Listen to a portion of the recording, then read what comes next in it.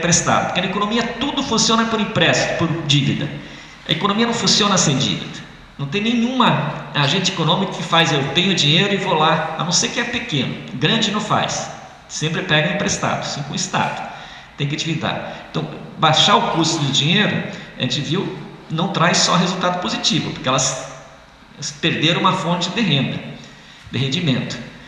Aqui também a mesma coisa, para poder só ganhar, então tem que reduzir o custo do trabalho. Então tem que fazer uma reforma trabalhista para reduzir o custo do trabalho.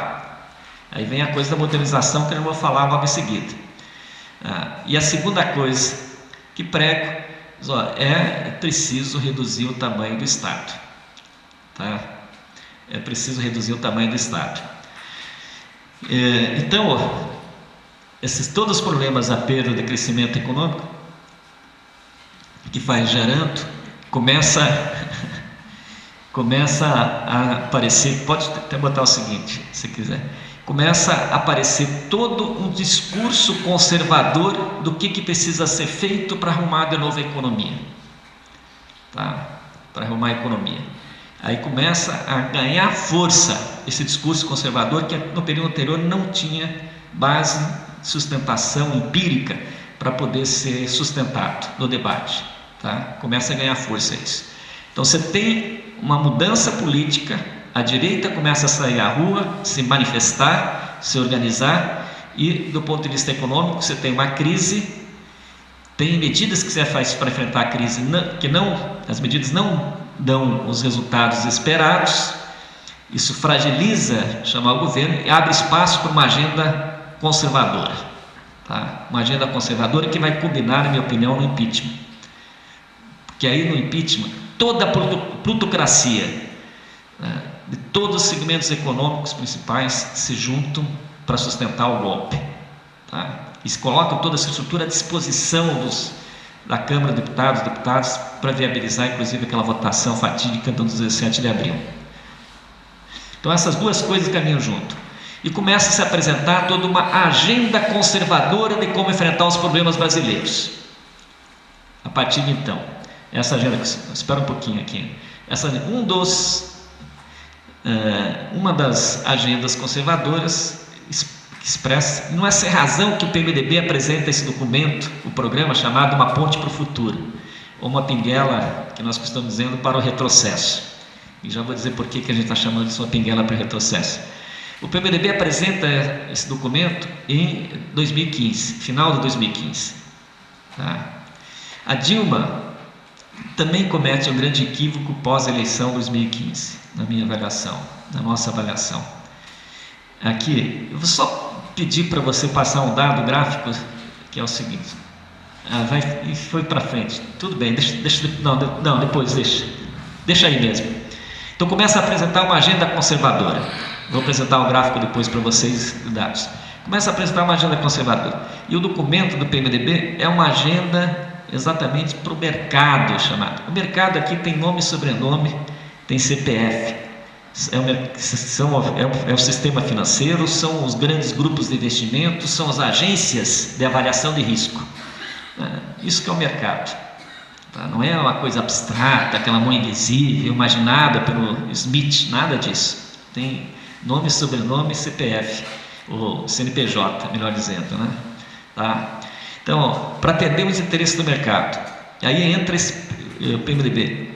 O primeiro documento dessa pinguela para retrocesso que chama a atenção é o seguinte: quais são as bases de análise dos problemas econômicos brasileiros?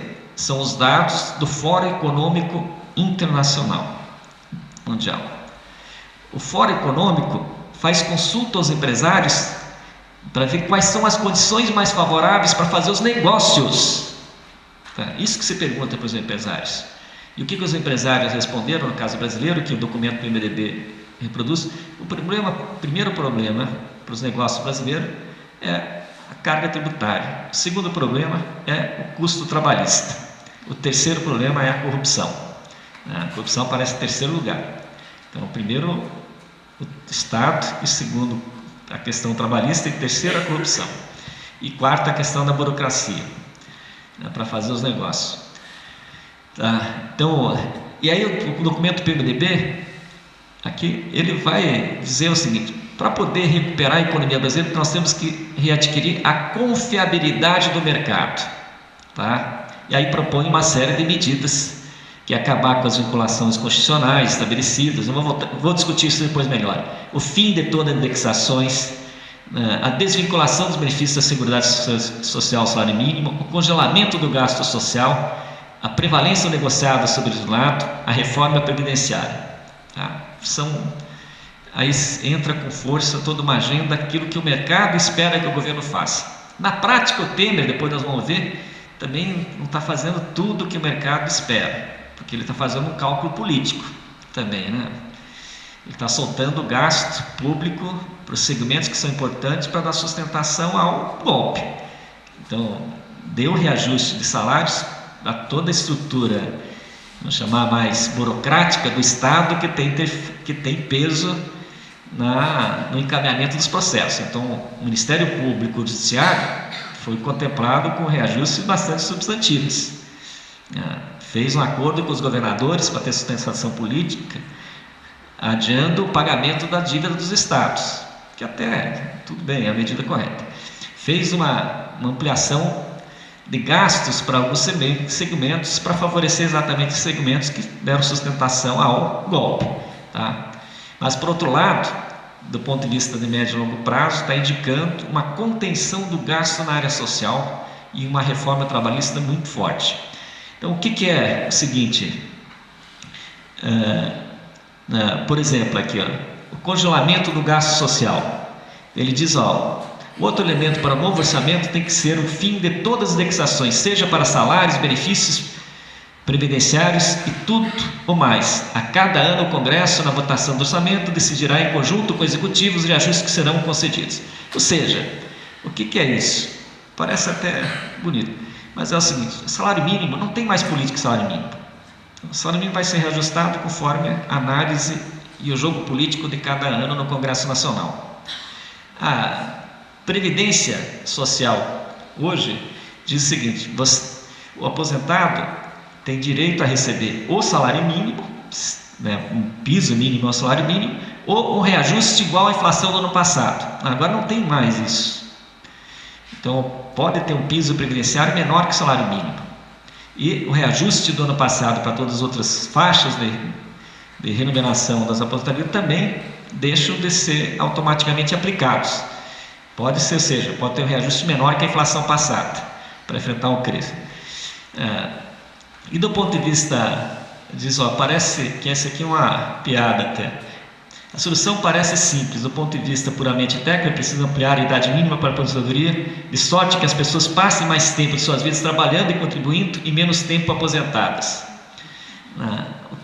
Por que eu passei aquele gráfico primeiro? Para dizer o seguinte: na história da humanidade, a ampliação da produção de riquezas foi a condição para se melhorar a condição de vida de todo mundo na sociedade. Então você conseguiu distribuir isso de forma um pouco menos desigual. Ainda falando sobre o capitalismo, mesmo sobre o capitalismo. Agora, no período recente, todas as grandes produtividades, inovações tecnológicas, ampliação da capacidade de produção de riquezas, elas estão sendo apropriadas no mercado financeiro, e você faz ajuste no sentido de fazer com que as pessoas trabalhem mais tempo. Trabalhem mais tempo. Tá? Então, é uma outra lógica. Tá? Então, nessa ofensiva, que o documento PMDB, que a gente chama Pinguela para o retrocesso, que a gente podia explorar muitas outras passagens, mas eu quero adiantar, que eu quero centrar agora a conversa com vocês em dois aspectos para pensar cenários. A primeira aspecto é o seguinte: o que é o centro de toda a elaboração do documento PMDB, o centro da elaboração de toda a política econômica que vem com Dilma, infelizmente. A viragem é 2014 para 2015. É a ideia da austeridade fiscal. Já vou desenvolver isso aqui mais para vocês. E aí, a tese fundamental é o seguinte: os direitos estabelecidos pela Constituição de 88 não cabem no orçamento.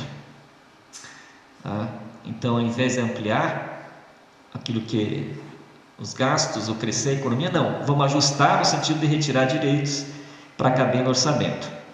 A segunda questão o desenvolvimento brasileiro, voltando à utopia liberal, passa por você estimular mecanismo de concorrência no mercado. Então tem que privatizar. O setor privado é mais eficiente que o setor público.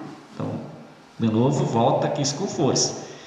Declaração de hoje da Folha de São Paulo, né, do presidente da Petrobras, Pedro Parente, falando, só não coloca em discussão a privatização da Petrobras porque se criou um mito em torno da privatização e a sociedade não aceita, senão a Petrobras seria privatizada. Tá? Isso é jogar fora qualquer possibilidade de se pensar um projeto de desenvolvimento. A Petrobras é muito mais importante do que fornecedora só de gasolina, de óleo, de combustíveis, é também uma empresa que tem desenvolvimento tecnológico e capacidade de pensar o processo de desenvolvimento da nação. E várias empresas públicas vão ser colocadas. E terceiro, que a competitividade da economia, a produtividade depende de uma reforma trabalhista. Precisa modernizar as relações trabalhistas. Tá? Vamos lá colocar um pouco isso. O que é a questão da austeridade?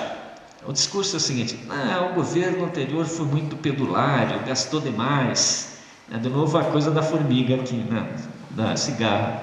Ou seja, que é o mesmo discurso que se faz para os gregos e tal. Gastou demais, isso é insustentável. Agora tem que fazer o ajuste.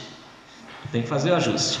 A gente vai ver. Só que esse ajuste, a ideia de que com isso você resolve as finanças públicas.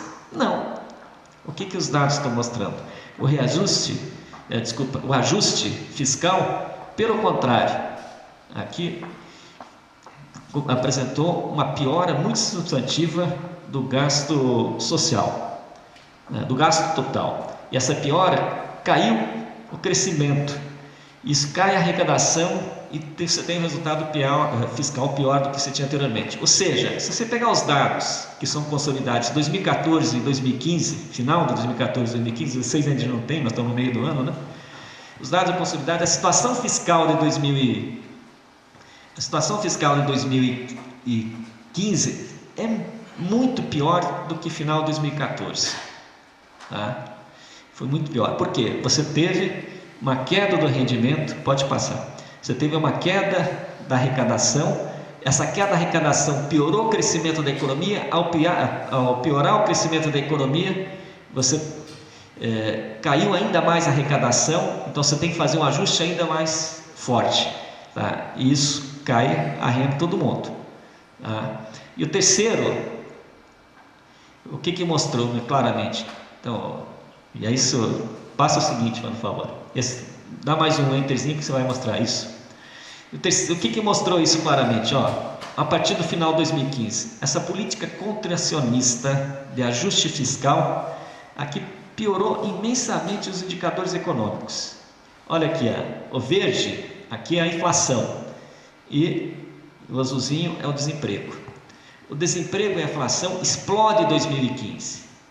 Então, ou seja, a política de ajuste fiscal, em vez de melhorar a situação econômica que todo mundo falava, pelo contrário, piorou muito. Agora, no ajuste fiscal, aqui o ajuste fiscal virou um pouco a solução de todos, é o remédio mágico, para usar isso, né? O remédio mágico de todos os males, não? Começa a aparecer isso. O pessoal até brinca lá, a piada é o seguinte, diz, o que você tem que fazer para melhorar a competitividade? Ajuste fiscal. O que você tem que fazer para combater a inflação? Ajuste fiscal. O que você tem que fazer para voltar ao crescimento da economia? Ajuste fiscal. Austeridade. Tudo é ajuste fiscal. Então, o ajuste fiscal virou um posto de piranga. Tem tudo. Serve para tudo. Tá, então, mas aqui eu quero voltar a essa coisa aqui. Olha como é que mostra aqui. O efeito da política de ajuste fiscal é piorar ainda mais a situação fiscal do país. Essa que é a questão aqui que eu quero chamar a atenção de vocês. E é isso que se propõe agora fortemente. Se propõe fortemente e vou votar isso. Vai para o seguinte. A outra questão, o mito da insolvência do Estado. O Estado vai quebrar se não fizer ajuste fiscal. Isso se fala. Essa é outra bobagem imensa. Um dos grandes teóricos, Keynes, da economia, mostrava o seguinte: no período de grande crise econômica, se não tiver um agente externo que provoque um processo de retomada, você não retoma a retomada da economia. A partir do momento que você tem uma política anticíclica, você começa a melhorar a renda, ao melhorar a renda você começa a melhorar a arrecadação, e aí com isso cresce a economia e você resolve o problema fiscal do Estado. Tá? E se você pegar o ajuste que foi feito na Grécia, que foi uma coisa criminosa, imposta por essa lógica do mercado financeiro internacional, a riqueza do país caiu em termos reais 25%. Ou seja, nos últimos anos ficaram 25% mais pobres os gregos. Os gregos ficaram 25% mais pobres nos últimos anos. Tá? Então, ou seja, você vai piorando todos os indicadores. E pelo contrário, se o Estado reativar, ele pode melhorar a sua arrecadação. Passa o seguinte: mas aí a dívida pública brasileira é impagável. Aqui também é algo absurdo. Se você comparar esse gráfico com o internacional, qual que é a nossa dívida bruta, a líquida desconta o que nós temos de reserva internacional, mas a bruta, que é o dado que os conservadores gostam de utilizar, você vai pegar o Brasil, 69% é a dívida nossa em relação à riqueza que a gente produz cada ano. Se você pegar o Japão, é 248%. Ninguém está falando que o Japão é um Estado insolvente, mas o Brasil fala que é um Estado insolvente. Então é um discurso ideológico, por isso é um mito. Tá? Esses dados. Se você pegar aqui a Grécia, é 178%, se pegar Estados Unidos, é 106% a sua dívida em relação ao PIB gerado. Aqui tem uma outra coisa que é muito complicada, até tem uma outra metáfora que o pessoal utiliza, que é o seguinte: mais ou menos o Brasil fez aqui, está fazendo nesse período recente, como dizer, nós aqui em casa temos uma poupança guardada no banco, aí a nossa renda cai, por uma série de razões, desemprego e tal. O que a gente começa a dizer? Não, vamos vender o carro, vamos tirar o filho da escola, vamos fazer isso, porque nós temos que guardar o dinheiro lá na poupança e não usar para a gente poder recompor a nossa renda. Mais ou menos isso que está se fazendo, porque nós temos quase 400 bilhões de dólares em reservas internacionais.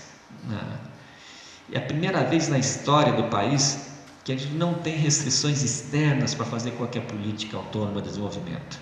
E nós não usamos essas reservas internacionais para tentar injetar recursos para alguns segmentos, principalmente para a Petrobras, por exemplo, que sofreu um processo de descapitalização muito forte com a queda do preço do petróleo. Aqui um parênteses: as ações da Petrobras caíram, assim como de todas as petrolíferas no mundo. A corrupção é algo secundário nesse movimento. Tanto que agora, em 2016, as ações da Petrobras, por todos os escândalos que continuam surgindo, cresceram muito mais do que as outras empresas. Por quê? Porque voltou a crescer o preço do barril do petróleo. Tá? O mundo dos negócios seguia pela possibilidade de ganhar dinheiro, não tem ética, nem moral. Tá? Então, aqui, esse é outro mito. Vamos lá, próximo.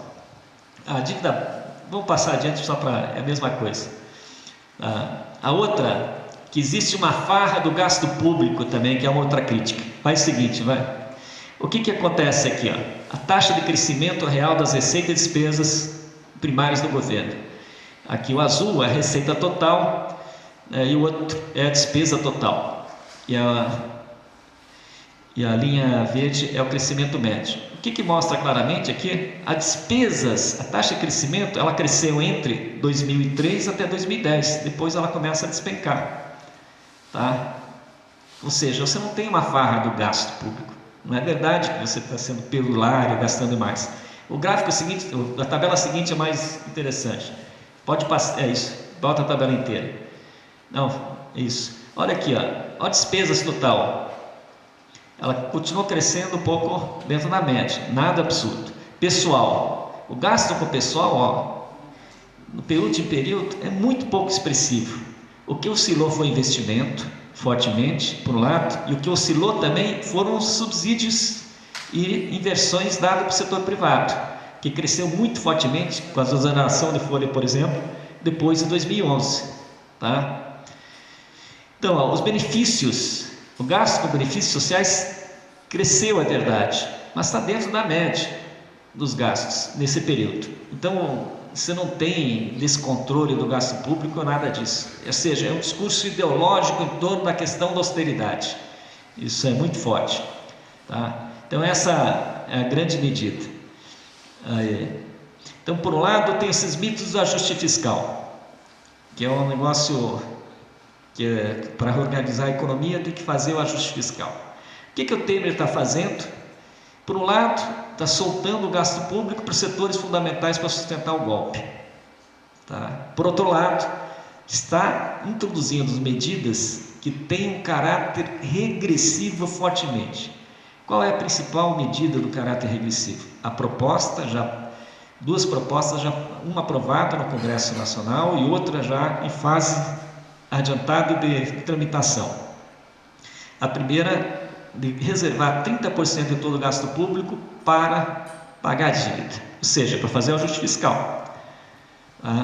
É menos dinheiro para saúde, para investimento, para funcionalismo público e mais dinheiro para pagar a dívida. E segundo, aqui se fala em pagamento de dívida sem mencionar nunca a taxa de juros. A taxa de juros é um absurdo que a gente paga, é uma das mais altas do mundo, em termos reais. Tá? Então, por um lado faz isso. Por outro lado, a segunda medida, que é mais draconiana também, é o congelamento do gasto social por 20 anos. Não sei se isso politicamente é sustentável. Só para vocês terem uma ideia, o que significa isso? Um cálculo que os economistas estão fazendo. Hoje, mais ou menos, a gente gasta 20% do PIB na área social. Tudo. Saúde, educação, previdência. Eu já falei, Bolsa Família não pesa nada nessa conta. O que pesa é previdência, pesa saúde, pesa educação. São os gastos sociais mais substantivos. São essas três rubricas. Então, 20% da riqueza. Mas nós somos ainda um país pobre de renda per capita em relação a muitos países. Tá? Então não quer dizer 20% que a gente tem uma boa política social, não. 20% da riqueza gerada no Japão, dedicada a gasto social, aí sim dá para fazer uma política social boa. Para pegar um cálculo muito simples, para vocês entenderem. Se você pegar 4% de toda a riqueza e dedicar para a saúde, no Japão vai dar 40 mil dólares, 30 e poucos mil dólares, para você gastar por pessoa, em média por pessoa no ano. Se você pegar 4% do PIB, aqui vai dar 2 mil dólares por ano para você gastar por pessoa. É claro que se dá para oferecer um serviço de saúde melhor se você tem 40 mil dólares para gastar por pessoa do que você tem 2 mil dólares. Ou na Uganda que você tem 200 dólares para gastar por pessoas no ano inteiro na saúde. Então, obviamente, como a renda média nossa é baixa, isso tem efeito. Mas mesmo, o que é o cálculo que você faz? É o seguinte, dizendo, o gasto social nos últimos anos cresceu 7%, e é um dos elementos daquilo que chamei da política de crescimento com inclusão social. Tá? Agora você vai congelar para os próximos 20 anos. O que vai significar? Que daqui a 10 anos, ou 2026, melhor dizendo, aqui, o tamanho do gasto social vai reduzir para 13%. Se o país voltar a crescer pouquinho, vai reduzir para 13%. Como o país está envelhecendo e uma quantidade maior de pessoas vai estar aposentada, a previdência talvez pegue 10%. Então, vai sobrar 3% para a saúde e educação, né, do total da riqueza gerada. Então, isso aqui é um comprometimento enorme da área social.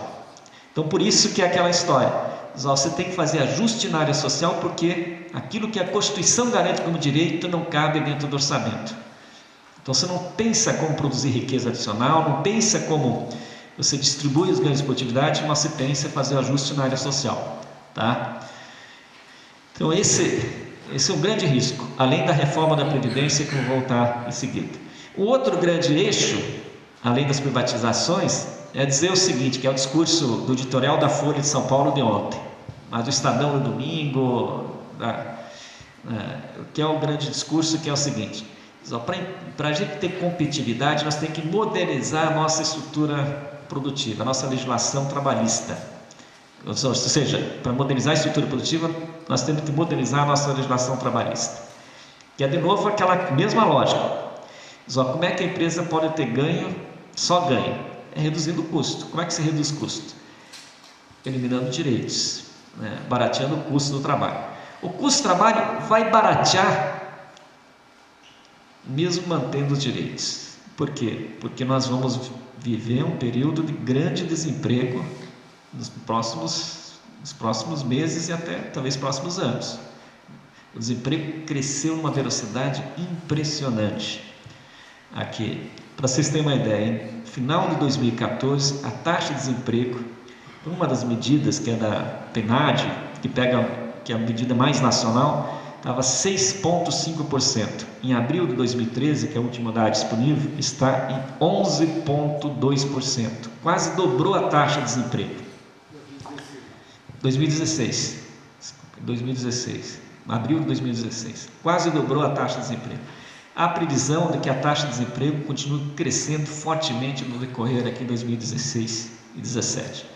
Eu acho, inclusive, que mesmo a economia voltando a crescer no ano que vem, se voltar, a taxa de emprego vai continuar extremamente elevada. Então, um ganho importante que foi obtido de incorporar as pessoas no mercado de trabalho, aumentando o nível de emprego, isso logo, pela velocidade na deterioração, isso logo vai ser revertido. Então, todos esses 10 anos de ganho podem, 3 anos esses ganhos podem acabar. Então, e aí vem de novo todo o discurso que é necessário modernizar a legislação trabalhista para poder ter competitividade.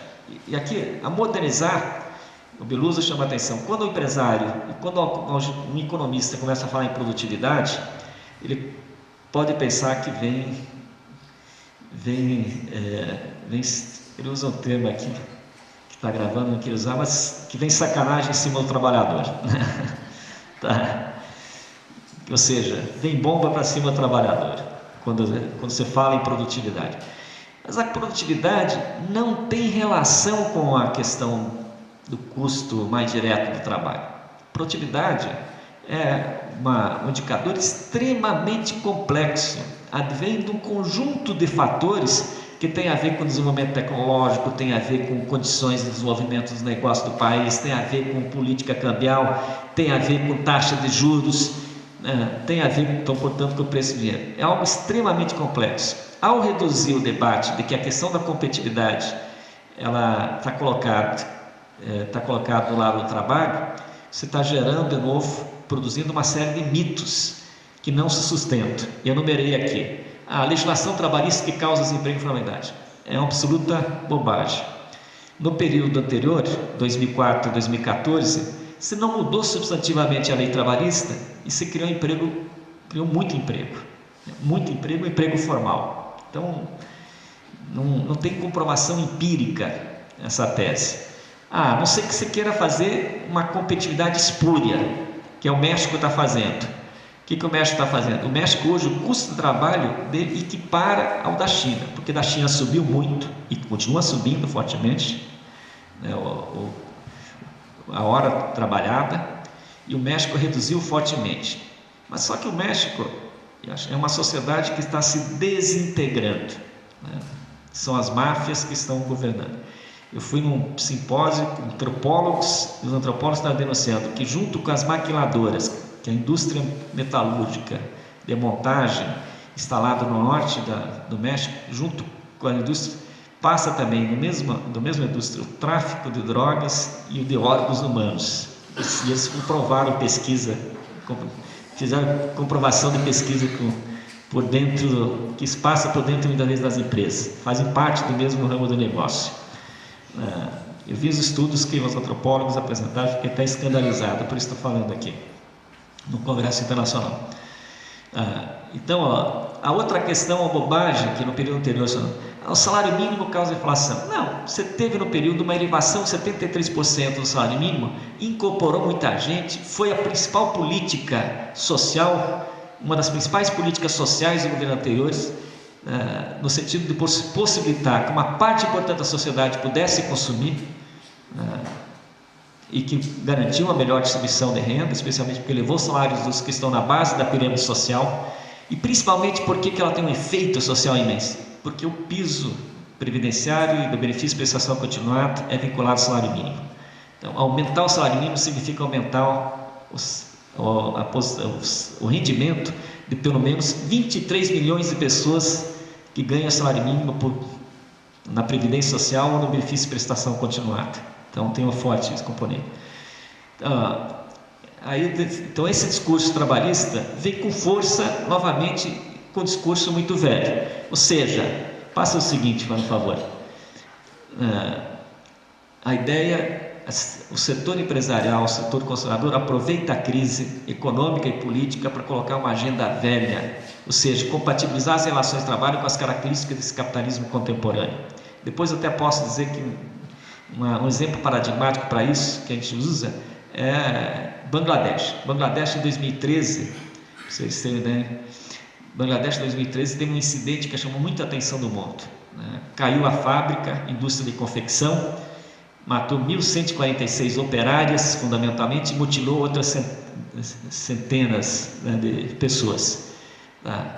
E o que chocou o mundo? Ao lado da foto, destruição, da morte, apareciam as roupas de grife, vendidas nos principais centros econômicos do mundo. Né? Apareciam as roupas de grife. E ao aparecer as roupas de grife, o que chamou a atenção? Por que as grandes companhias de roupa internacional foram produzir em Bangladesh? Por quê? Porque em Bangladesh o salário mensal é de $39, de 39 a 60 dólares, não tem nenhuma proteção social, não tem sindicato, não tem, vamos chamar, contribuições para o Estado para assegurar qualquer mecanismo de proteção social. Tá? É o mundo, vamos chamar, ideal do ponto de vista do capital. Claro que isso ele não consegue impor em outras sociedades porque tem resistência. Por que o mundo se organiza em grandes negócios internacionalmente? As roupas são concebidas e desenhadas nos centros mais estratégicos, mas fabricados no lugar que tem uma força de trabalho extremamente barata e sem resistência. Aí foi olhar os dados e descobrir que em Bali, que é a capital, tem quase 5 milhões de pessoas trabalhando na indústria de confecção. Então, ou seja, aproveitando exatamente essas vantagens comparativas. E só foi possibilitado pela financiarização, porque os grandes grupos econômicos se organizam internacionalmente, juntam um recurso muito substantivo e podem sim organizar a produção de acordo com as vantagens que cada espaço oferece. Então, uma competitividade, como é que você vai ter uma competitividade com o Bangladesh? Quem é a trabalhadora brasileira que vai aceitar trabalhar por R$100 e poucos por mês, né, e trabalhar 50 e tantas horas por mês? Não tem como competir isso, só se fizer uma competitividade espúria, que a competitividade exige outra coisa. Mas essa reforma trabalhista que está sendo proposta, e o DIAP, que é o Departamento Sindical da Associação Parlamentar, levantou 55 propostas que estão sendo apresentadas no Congresso Nacional, que ameaçam os direitos dos trabalhadores. E elas todas estão na agenda. Essa semana teve o chefe da Casa Civil, do governo golpista, o Quadrilha, conhecido, o Padilha, que é conhecido como Quadrilha, aqui dizendo que a primeira reforma mais importante é da Previdência, a segunda reforma mais importante é a trabalhista, a terceira é a tributária e a quarta é a política. Que é essa reforma.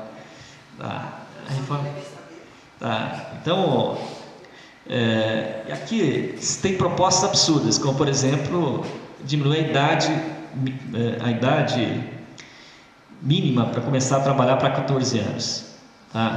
Então você começa a reduzir. Mas as duas que estão mais em evidência, que vão estar colocadas na agenda nacional, só vou destacar essas duas. A primeira é uma lei que libera a terceirização, que isso tem um efeito perverso muito grande. O terceirizado não tem nenhum direito a mais com a lei. Simplesmente o que a lei faz? Que todos os segmentos econômicos podem ser terceirizados. Nós que somos professores, a universidade não precisa mais contratar nós diretamente, pode contratar uma empresa especializada por disciplina. Então, contrata professor de matemática, de sociologia, de macroeconomia, ou seja, por especialidade. Isso possibilita, ou seja, mesmo que uma categoria consiga alguma conquista com o tempo, essa conquista vai ser perdida porque isso pode ser terceirizado. Então isso. E a segunda é a prevalência negociada sobre o isolado, que é essa grande bandeira da modernização que se coloca. O que é essa questão? A ideia, hoje, não tem nenhum problema no mercado metalúrgico negociar direitos adicionais daquilo que está estabelecido como base dentro da Constituição e na CLT. O que é a medida? Não, agora você vai poder negociar para baixo, né? Ou seja, direitos a menos daquilo que está escrito na CLT, ou flexibilizar a forma como esse direito é aplicado em cada categoria. Tá? Então são duas medidas extremamente prejudiciais aos trabalhadores. Tá? Então isso, até tem o Laerte, que é um articulista, que coloca muito claro, então eu trouxe aqui de novo, mas eu gosto muito disso. Em que condições os trabalhadores vão negociar com o empregador, com o mercado de trabalho tão complicado? Vocês podem sentar, mas não tem como sentar, né? Aqui, né? Porque vocês vão cair no infinito. Ou seja, uma situação absolutamente desigual, que não vai ter negociação, vai ter imposição num lado, porque a lógica é construir mercado. Essa aqui também achei muito legal, Veríssimo, faz tempo que disse isso, por trás dessa conversa mole, flexibilização, racionalização, relações de trabalho, está outro capítulo, versão periferia dependente, da volta triunfante do capital ao seu paraíso perdido, de deixar fazer total, pisando no caminho em todos os direitos conquistados pelo trabalhador em 100 anos. Tá? Ou seja, que estou agora pegando tudo isso, o que estou querendo chamar a atenção? Qual é a agenda do governo golpista? Por um lado, concentrar na austeridade social, por outro lado, privatizar e reduzir o tamanho do Estado, em terceiro, dizendo que a competitividade pode ser melhorada por meio de uma reforma trabalhista. Tá? Essa é a agenda. Obviamente que essa agenda não significa que ela vai ser implementada, porque a sociedade vai existir, não vai aceitar ela. Mas essa agenda retoma o crescimento da economia, pode até garantir uma certa estabilidade em alguns indicadores econômicos, mas não vai proporcionar crescimento sustentável da economia. Ou seja, vamos voltar àquilo que é uma característica desses capitalismos contemporâneos, a ter voos de galinha. Você cai tanto o PIB, você caiu ano passado 3,8%, esse ano tem muito chute aqui, o mercado está prevendo que vai cair 3,15%, mais ou menos 3% novamente, que é uma queda substantiva mesmo, uma queda substantiva do PIB.